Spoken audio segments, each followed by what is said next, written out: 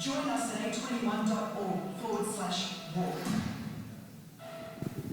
All right, so this is something our church participated in last year, and we had several folks from New Life City sign up to be a part of that. The Walk for Freedom on October 14th. That's a Saturday morning. It's 10 a.m. to noon, and if you're interested in being a part of that, we have a table for registration out in the foyer. It doesn't cost anything.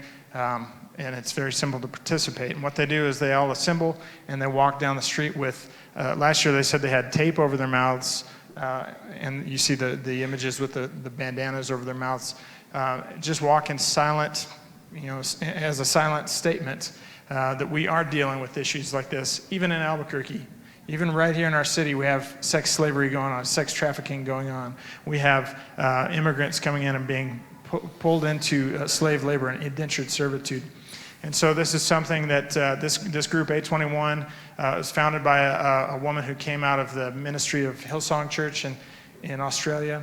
And she's very passionate about what she's doing. So if that's something you desire to do, Janet and Tim Throop are out at the table out there in the foyer.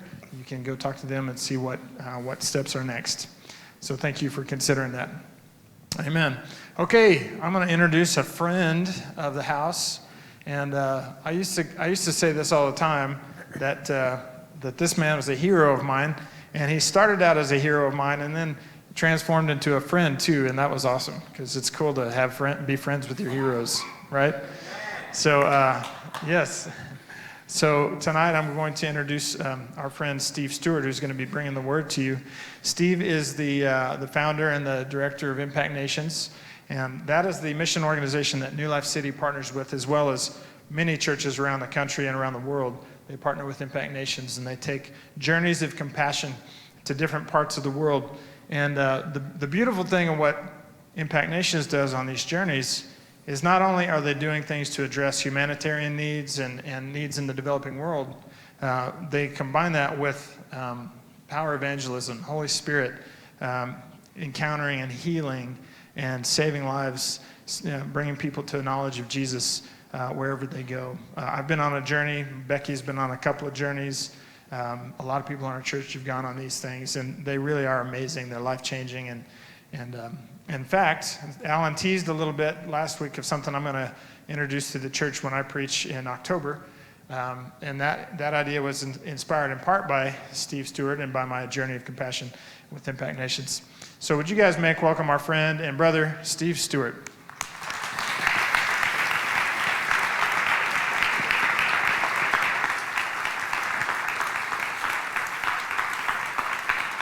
Thanks, bud. Pardon? Hi. That was a powerful video that I didn't know anything about tonight.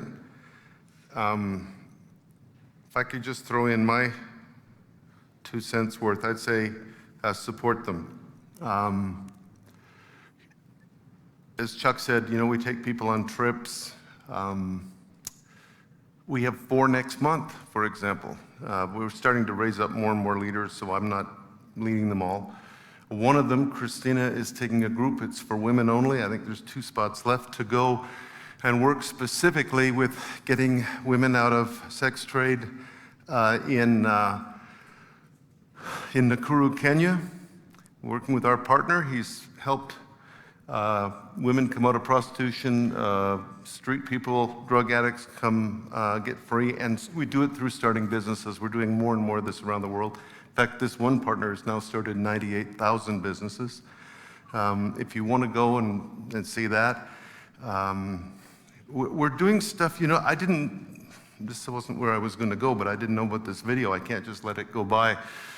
For us, our Impact Nations, it just continues to evolve, and it kind of grows, and God opens doors we never thought about. And we're now doing a lot of work in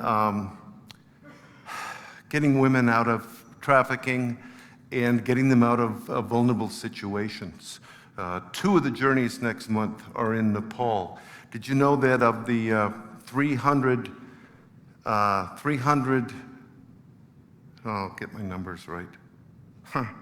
See, I didn't know I was going to say this.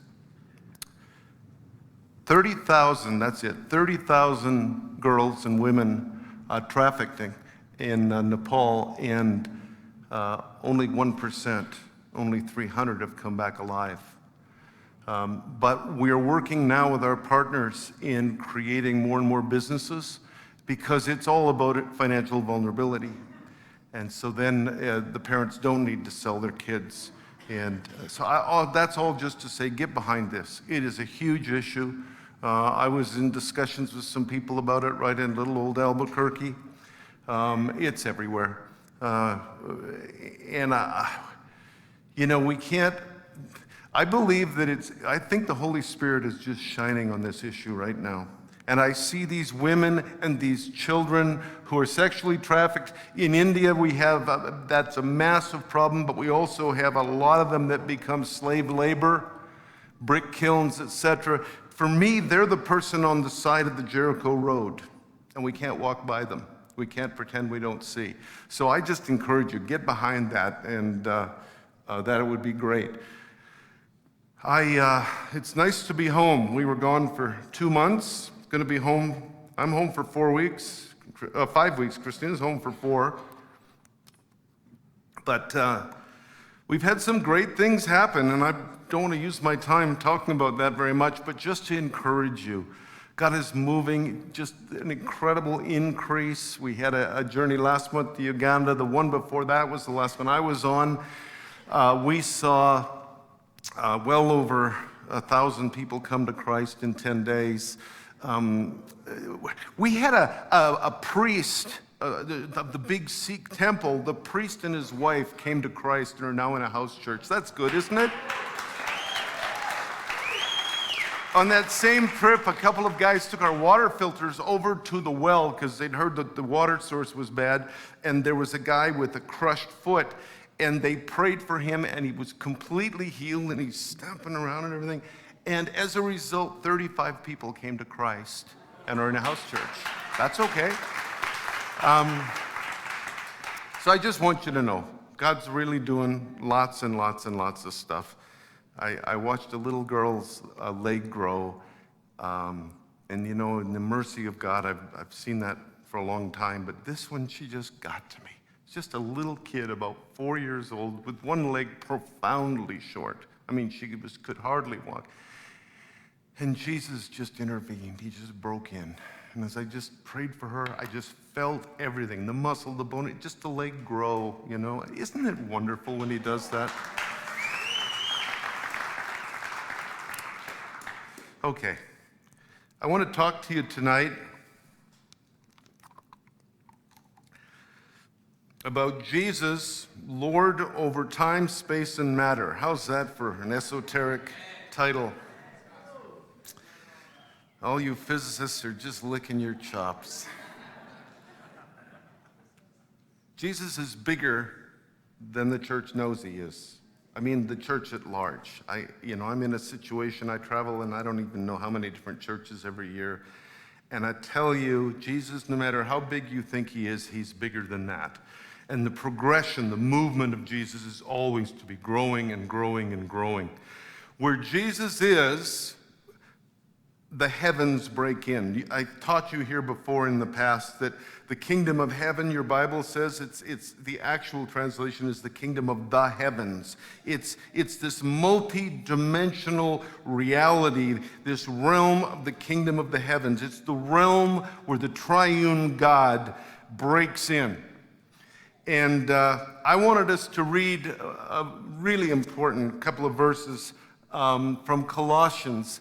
This is Colossians 1-20 is my favorite Christological hymn, my favorite hymn about Christ. And let's read it out loud here. This is speaking of Jesus Christ. He is the image of the invisible God, the firstborn of all creation. For by him all things were created in heaven and on earth, visible and invisible, whether thrones or dominions or rulers or authorities. All things, say all things, were created through him and for him, and he is before all things. Say that again. And in him all things hold together. So Lord, I'm asking you to help us Holy Spirit, would you move in our midst tonight? The last thing we need is just more information or an information transfer. I'm asking, Spirit of God, that you would do what only you can do, and that is quicken our hearts and our minds and our spirits. We ask for spirit of wisdom and revelation in the knowledge of you, Jesus. Thank you, Lord. Amen. I am absolutely convinced that what you and I are invited to do wherever we go is to change the possibilities, is to change the atmosphere. When you walk into a room, the possibilities change. And today I want to go a little deeper into why I believe that so much. I'm going to start just quickly by reviewing the what's called the Triumphal Entry. You can read it in all four Gospels. Mark 11 is a good place. You can read it in all four. And Jesus, remember, he sends a couple of the disciples to go to the next town and get a colt and bring that colt. And then in he comes. Well, the Triumphal Entry, which we all remember because, you know, it's Palm Sunday and the kids usually have paper palm trees or whatever it is, and we sing Hosanna. I want to give you just a little bit of background because I hope this will all link together as to how big this Christ is and that he does not come like we expect. I think you know that Israel, when they were crying out for a Messiah, they were looking for a political and a socioeconomic Messiah. They had been under the thumb of one empire after another, and now for over 150 years, Rome's thumb, and they were looking for someone to come and set them free. Now, the triumphal entry is even in that term, it's filled with irony. Because you see, what happened in those days, one of the ways that Rome controlled its massive empire was really through intimidation and shock and awe. And what they would do, the triumphal leader would come into the city, including Jerusalem, and he'd come in the main gate, and he'd come on a white horse, and then there would be the procession behind him, which sometimes could include captives and slaves. But the point is, he came in this magnificent way.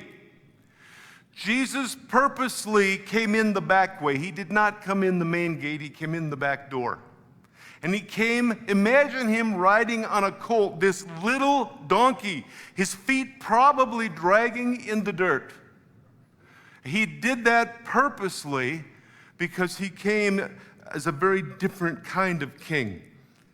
And they saw something in that, and they're saying, "Save us, save us." Another really interesting thing is historians tell us the route that he took went right by the temple, and for almost 150 years there'd been a continual prayer meeting going on. And in that prayer meeting, the priests had been praying, "Send the Messiah, send the Messiah, send the Messiah." But they didn't recognize him. In fact, if you look in the synoptic gospels, Matthew, Mark, Luke, they come out and they say, "What's all this fuss? I mean, we got a prayer meeting going here. We're praying that they'll send the Messiah." This story's filled with irony.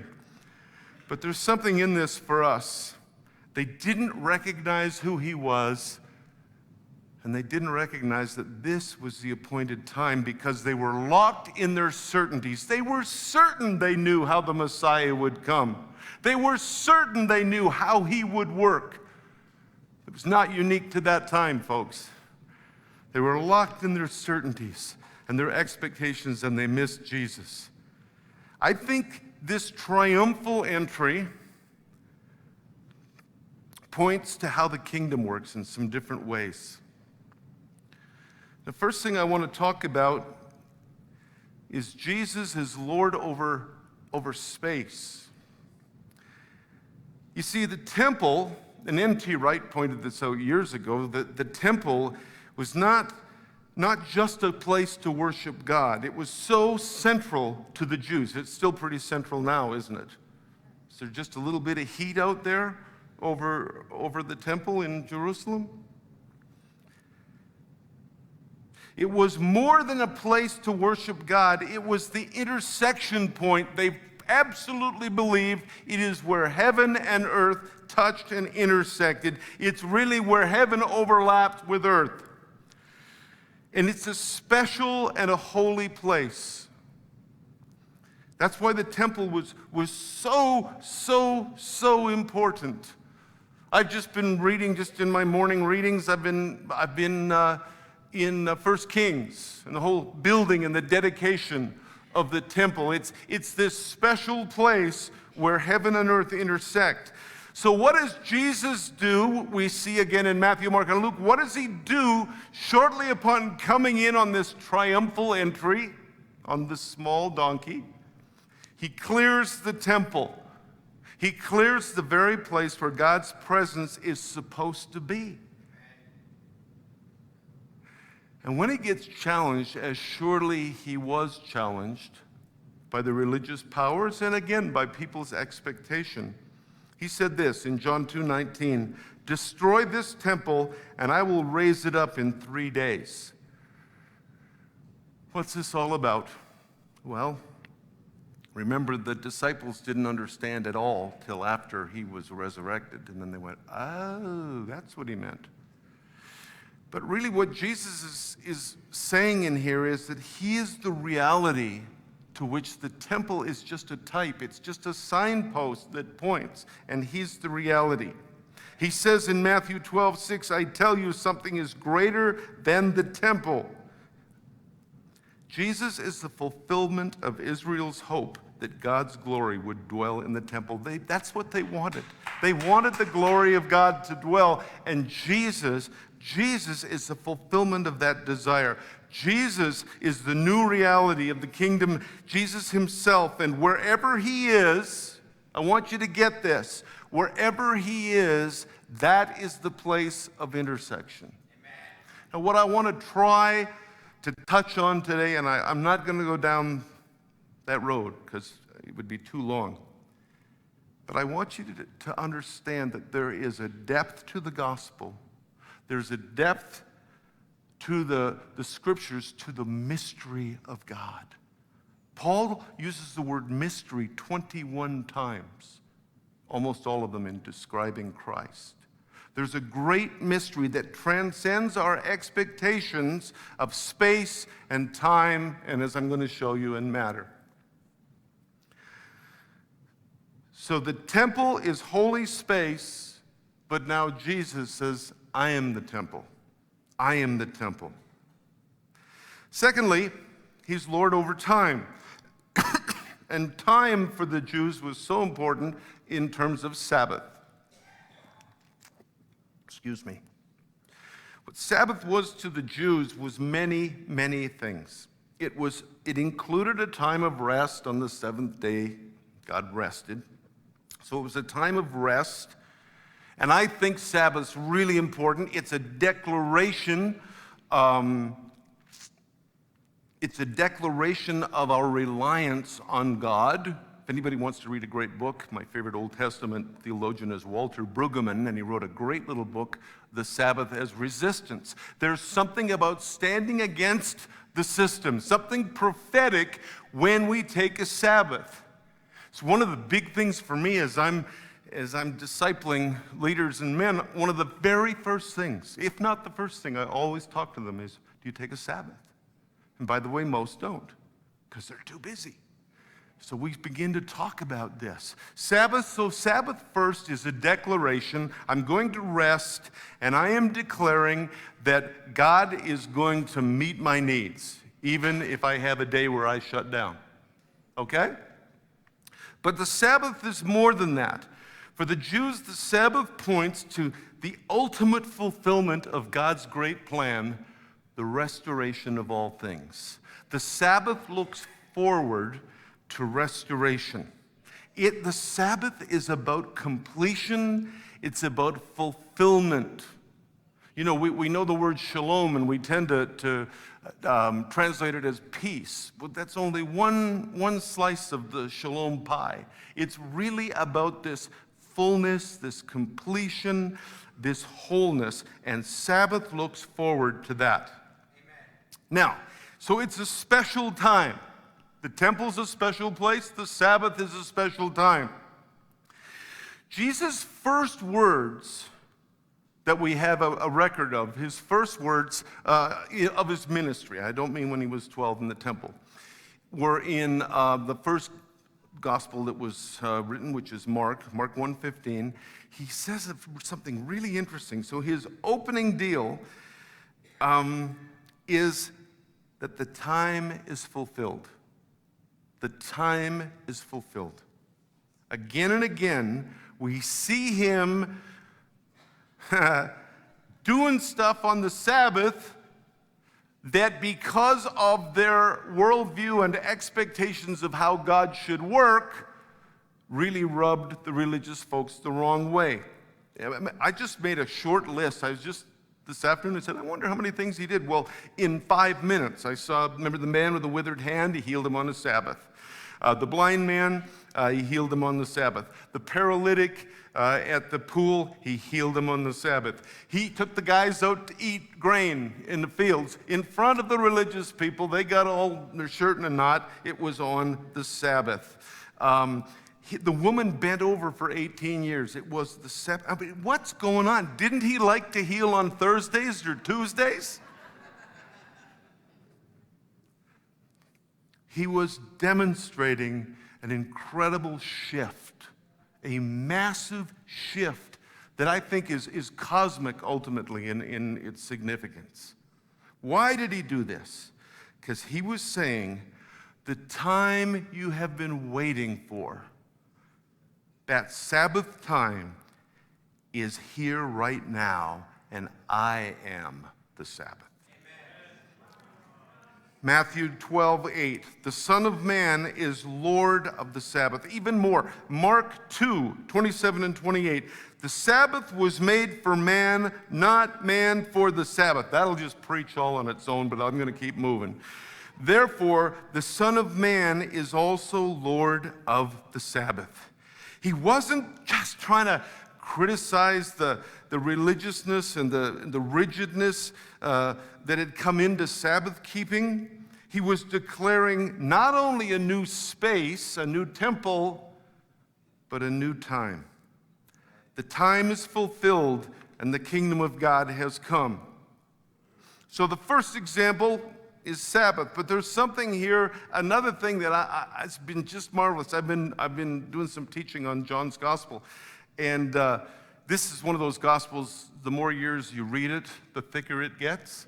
It's a remarkable gospel. You know, it was written a whole generation after the others, and it was written to deal with issues that the synoptic writers hadn't considered yet. I understand that it's written by revelation, but what God was revealing was different to John because it was a different time. And if you look at it, did you know that Jesus says in the emphatic form, I used to be an English teacher, forgive the grammar. Did you know that Jesus said, I am, emphatically, 24 times in John? Isn't that interesting? He says it 55 times, but emphatically 24. The classic, of course, is at the end of John 8, where he says, before Abraham was, I am. Remember, they loved that so much they picked up rocks to throw at him. Jesus, he didn't say, I was, I will be. He said, I am. I don't have it here, but I know if you looked at John 7, around 23, he says to the religious folks, he's standing there with them, right? And he says, where I am, you cannot come. Now, what does that mean? Because he's standing right there. And he says, where I am, you cannot come. Jesus is so profoundly outside of the framework that we put him in. We must not forget what we read here. He is the Christ. He holds all things together. He created all things, but he holds all things together. Another time I'll talk to you a little bit about why the incarnation is so powerful. You realize that while Jesus was teaching the Sermon on the Mount, while he was praying for the leper, while he was having supper at Mary and Martha's, at the same moment, he was holding all of the cosmos together. And we just said that. What manner of man is this? How big is the gospel? How big is our Christ? So he lives outside of time. You know, I was thinking about it driving here tonight. Because on the other side of the freeway, it was bumper to bumper, and I was cruising. And I thought, wow, I'm glad, or I really would have been late for tonight. And then it got me thinking, how many things happen in our life at just the right time? Isn't that true? Paul even says that of Christ in Galatians, at just the right time. I think Jesus is not at all limited by time. I had a weird thing happen one time. Christina and I had to get to a meeting in Southern California. It wasn't we wanted to, we had to. This was early days of Impact Nations, and man, this was practically life or death. And this is when we lived in Vancouver, Canada. And so we were driving, and we got to the border, and there was a terrible delay, almost 3-hour delay. And our flight was in Seattle at SeaTac. And as the minutes are ticking by, one of us is maintaining her peace, and one of us isn't. And by the time we get through, because you can't even turn around, right? You're just jammed. By the time we get through, I said, well, there is no point. I can't remember. I think it was like 45 minutes to make a 2.5-hour drive. I mean, you know, Al Unser couldn't have done that one. I said, I guess we just turn around. This is a disaster. I don't know what we're going to do. She says, well, let's just drive. And, you know, being a man full of grace, Paul said, keep your speech seasoned with grace. I said, what are you talking about? But I realized I wasn't going to win this one. So, man of faith and power, I said, let's go. And we're driving, and I'm not kidding. I really was. I just choked. Jesus, how could this happen? How could this happen? And I drove the speed limit, especially I drove the speed limit just out of spite.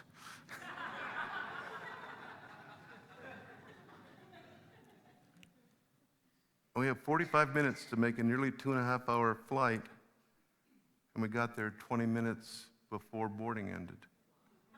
I don't know how it happened. I have no idea how it happened. But I know that he is not contained by anything. By anything. You guys still doing okay?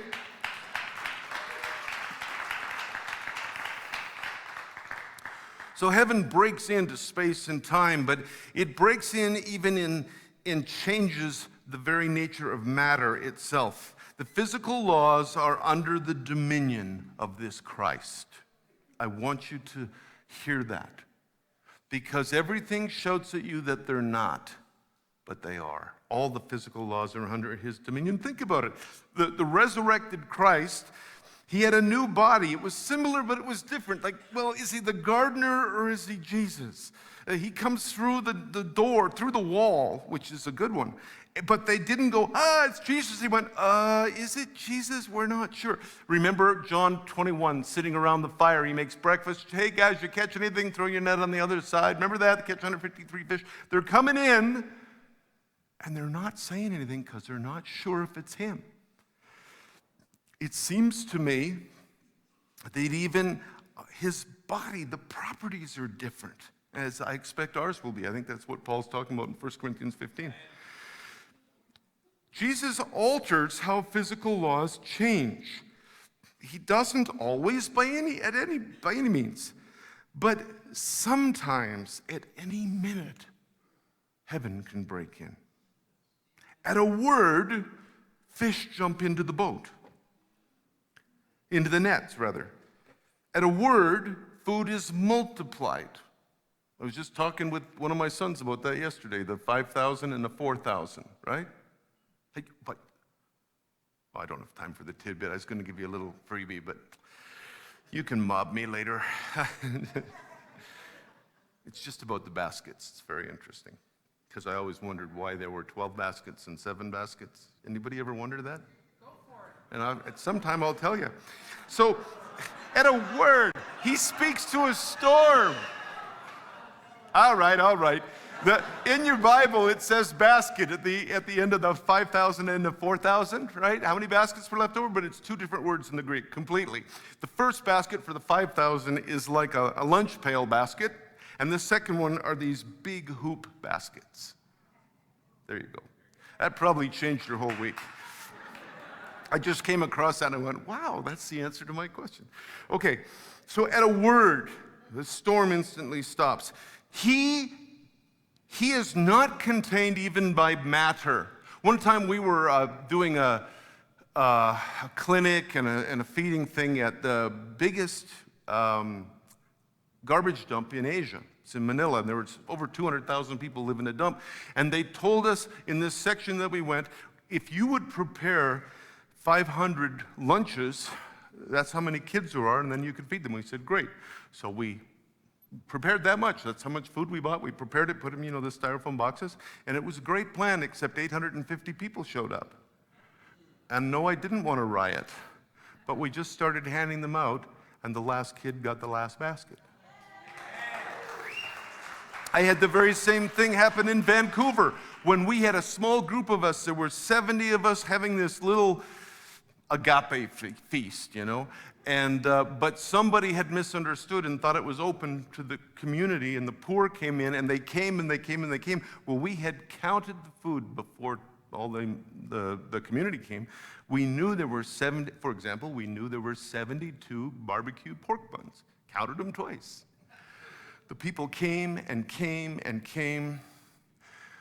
Some of the church came to me and said, quick, we got to take an offering. Somebody get over to Safeway, we'll get some groceries. And a particular lady I'm related to by marriage says, why don't we just wait and see what the Lord does? Which just blessed me. I'm thinking, what are you talking about? And they came and they came and they came and they came. And they didn't take one bun, man. They were piling them up, 2, 3. I still remember seeing a person with 4 buns. And there was fruit salad, and there was everything. And then all of our folks ate. And then Christina and I were the last 2. We got the last buns, the last fruit salad, the last everything. Isn't that amazing how he does that? But you see, he's not constrained. The kingdom of the heavens breaks in, the realm of our triune God. I was in Uganda a couple of years ago. At the end of a clinic, we give out anti-parasite pills. They're very important, but we'd had a huge clinic. We only had 70. We said, whoever still needs them, line up outside. They came to me and they said, we have 70 pills and we've counted 464 people. Well, let's just give them out. It's the same story. The last person got the last pill. So I want you to understand, he is not constrained, okay? Everything changes. Water turns into wine. Water becomes solid and he walks on it. What is all this about? It's that when Christ came through the incarnation, a whole new reality broke in, and it is with us to this very day. The blind and the lame came to him in the temple and they were healed. In the kingdom, in this new reality, the reason why, folks, the reason why I put my hand on a little girl's leg and it just grows is not because I've learned just the right way to pray or anything. It's because of this. He operates outside of time, space, and even matter. And you never know when he's going to break in. It's why the blind see. Jesus is the place and the time where heaven intersects with earth. These days I've been thinking of it as overlapping. We just came back, we were in Australia, and it seemed like he was saying that to me again and again. Heaven actually overlaps earth. 2 Corinthians 5:18, you are a part of this new creation now, not one day when you go to heaven. You guys know that verse? Therefore, if anyone is in Christ, he's a new creation. Old things have passed away, and look, new things have come. Do you remember that verse? Paul's saying it's now. It's not later. It's not when you die and you're resurrected. It's now. Why is this true for us? Why is this true? If Jesus comes and heaven intersects earth, it's because he said, in the same way the Father sent me, I'm sending you. That's why. We can hardly get our heads around that, but that's what it is. You see, there's an intimacy we have with Christ that we don't even understand. I encourage you to just meditate a little bit on John 14, especially 14:20, where he says to them, I'm in the Father, you're in me, I'm in you. I think it's a very, very wonderful verse about the activity of the Trinity. But my point is that what we're called to do is because he's in us. I come from a tradition in church where they quoted Romans 8:29, being conformed to the image of the Son, a lot. But it was taught to us as a moral directive. And I don't think that's what Paul is getting at all. I think it's a declaration of a progressive reality, that there's more of who he is, just takes over more and more of us. 2 Corinthians 3:18, so all of us who've had that veil removed can see and reflect the glory of the Lord.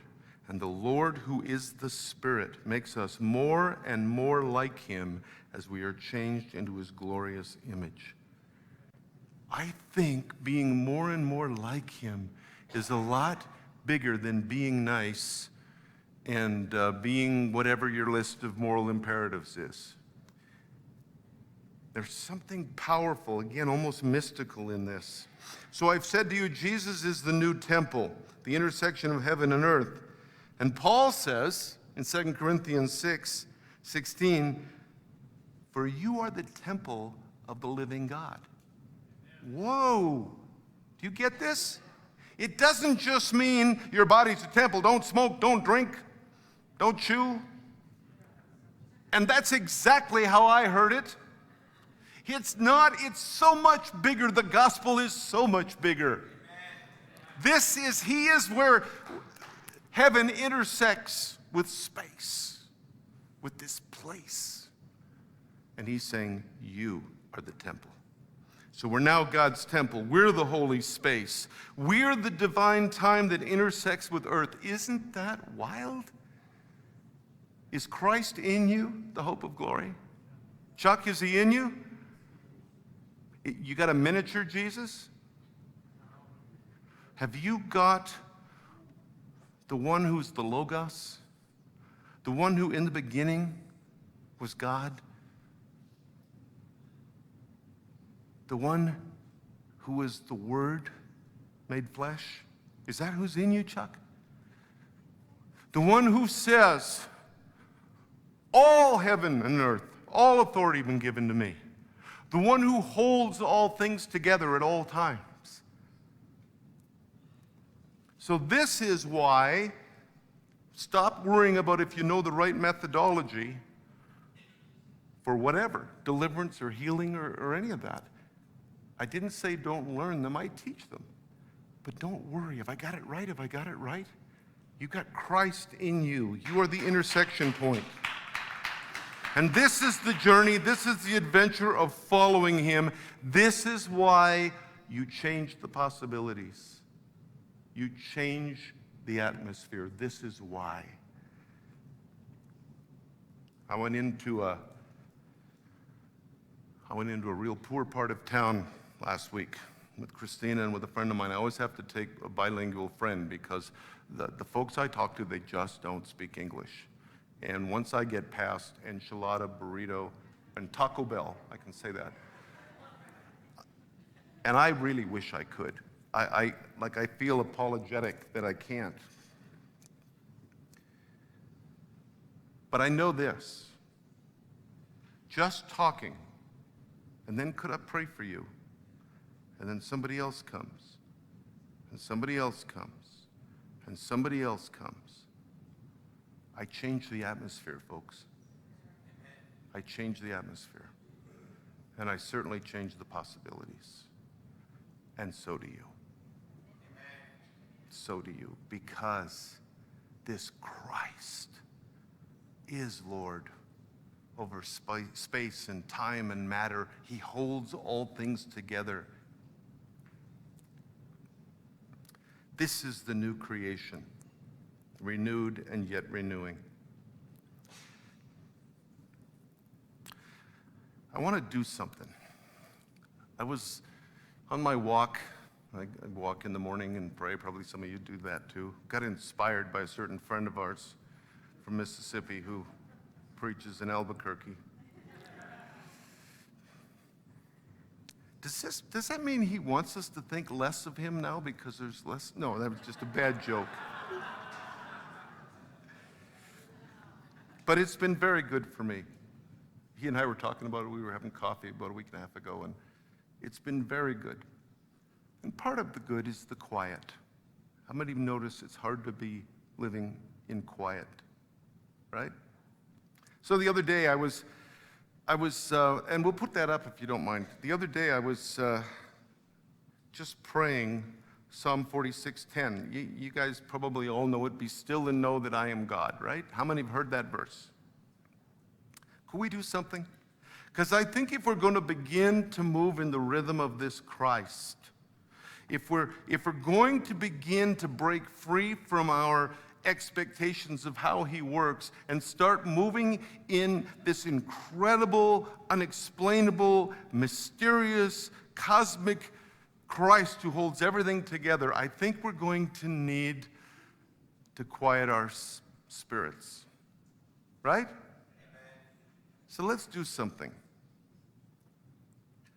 Very simple.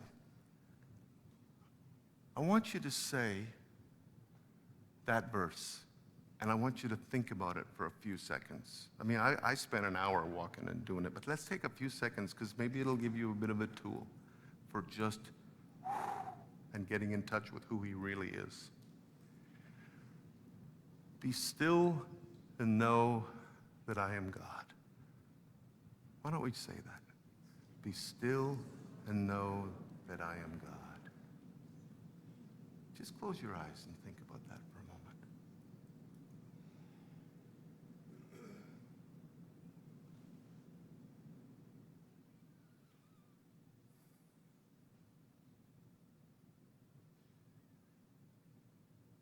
And now let's say this.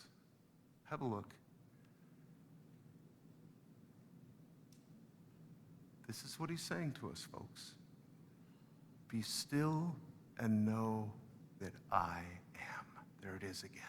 Remember 24 times in John's gospel? Let's say that.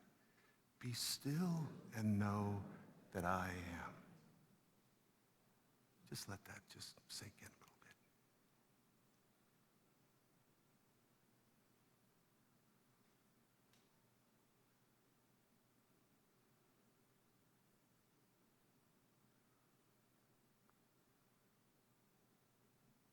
Thank you, Lord. Thank you, Lord. Jesus. Jesus. I am.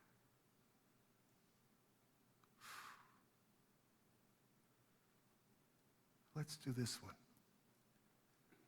Be still and know. Begin to ask him right now for revelation. Because he's bigger than we thought he was.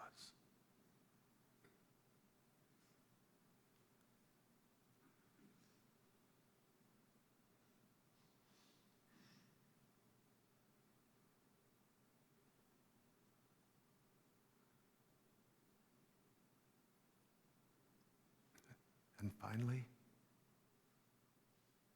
be still.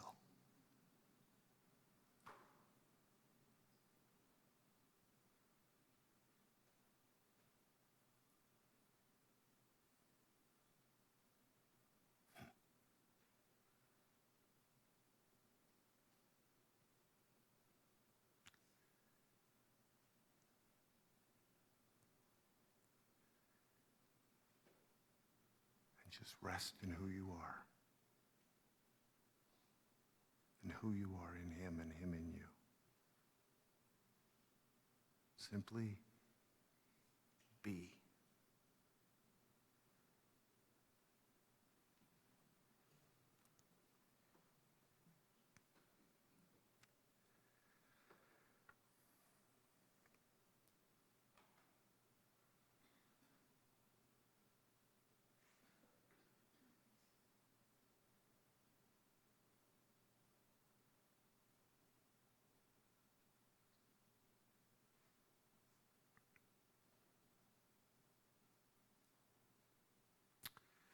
Would you stand, please?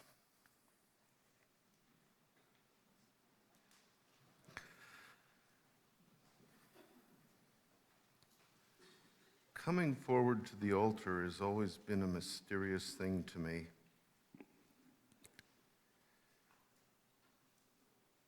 But I think it's Ezra 9 talks about putting a peg hold in the wall that you can hold on to. And I think something of that there's a time when you said, but I know I came forward. Lord, you know.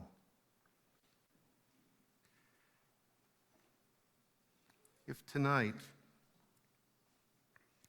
there's a real longing for you to see a bigger Christ, a Christ that really does hold all things together and really transcends time and space and matter, a Christ who is mysteriously more. If there's a real longing in you for that, because of course it's a lifelong journey,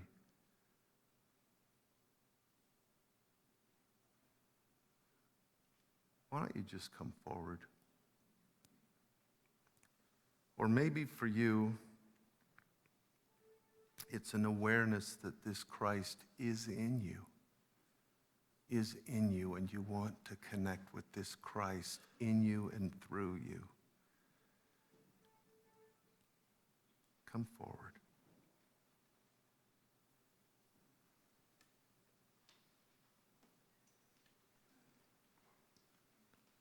I've been on this journey into the mystery of Christ hard for a couple of years. And all I can tell you is Paul says in the Ephesians, he talks about the unsearchable riches. All I know is it's a rich, rich, rich place. And I'm beginning to understand how the world around me works a little differently than I ever did before.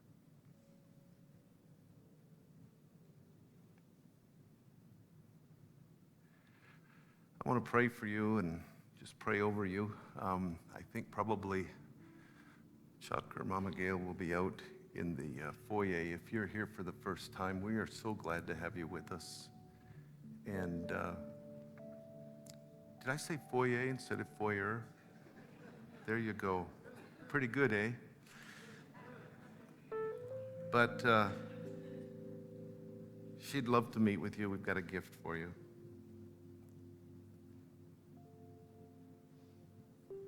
In the times of Whitfield and Wesley and even up to Moody, they talked about just tarrying, which simply means waiting. So I'm going to pray over you, and then I want to encourage you to tarry as long as you're sensing you should tarry. So Lord,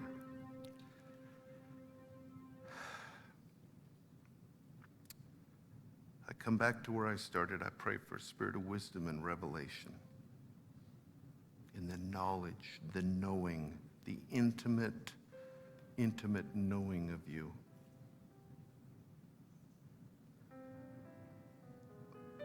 Lord,